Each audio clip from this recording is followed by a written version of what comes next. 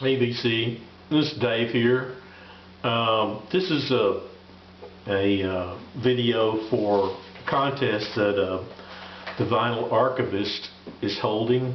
He's up in Northern California, and I just found out about his video vlog, or however you want to say it, here the other day, and also about the contest he's having. And he was wanting to know to show some Wallflowers, which are albums that you see in the wild, generally pretty cheap, but are often overlooked,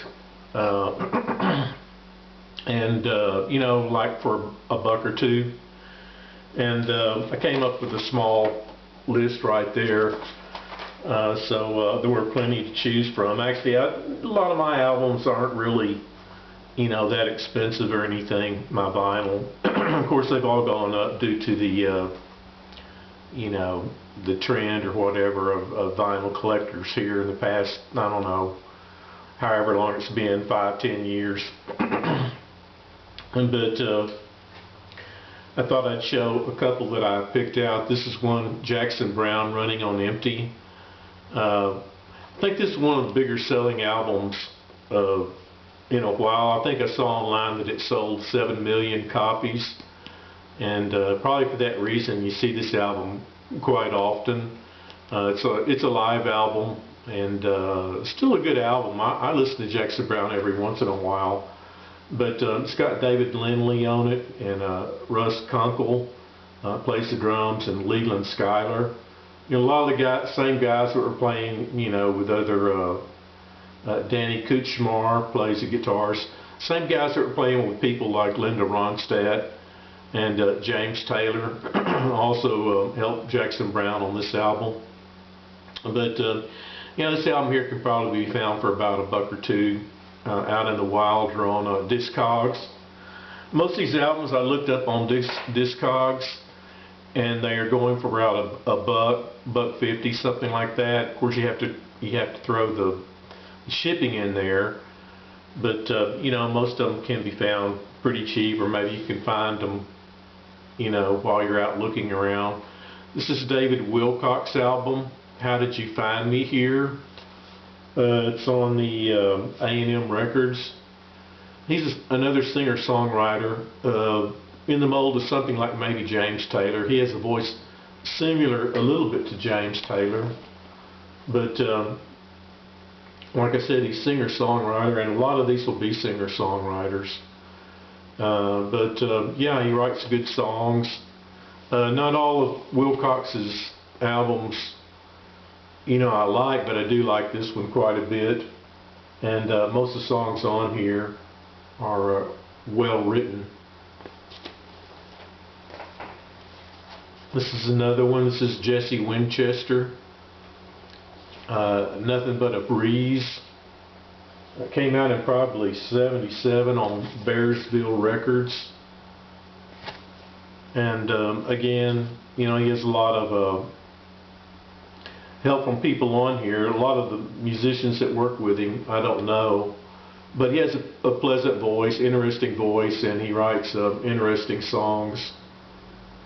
So yeah.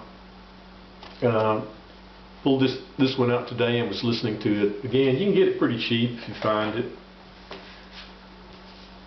Jesse Cullin Young was one of the members in the Youngbloods.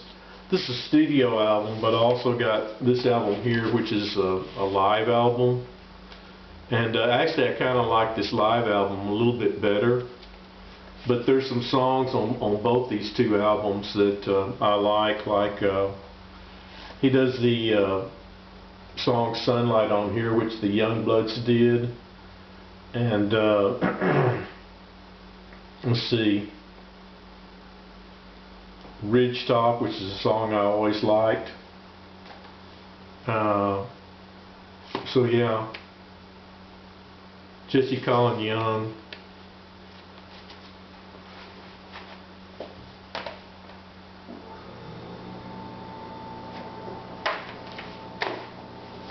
Then we have this album here. This is by Brewer and Shipley, Shake Off the Demons.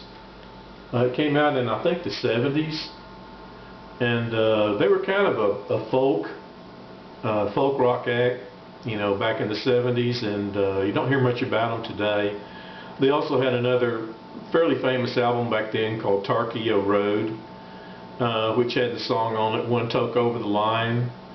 And they used to play it, I used to hear it on the radio all the time, along with Shake Off the Demons, or Shake Off the Demon.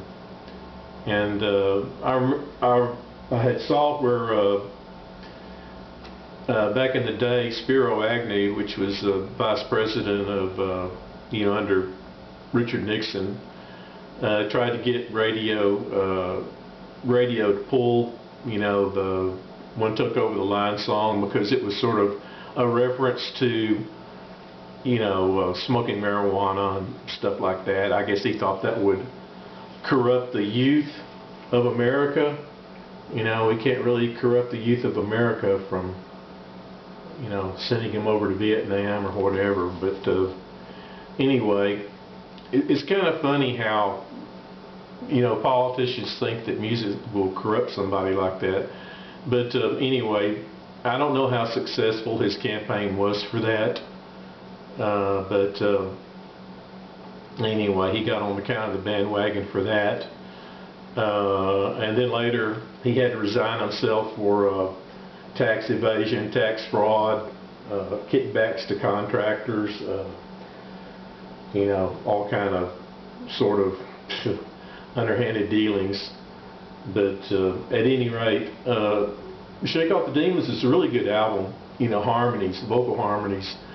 If you like stuff like the Everly Brothers, or folk rock like, say, Buffalo Springfield or the Byrds, you know, or duo singers like, you know, Chad and Jeremy, Peter and Gordon, or even somebody like, you know, Graham Nash and David Crosby. You know, they put out a couple of those duo albums that they did together. You'd probably like this one a lot.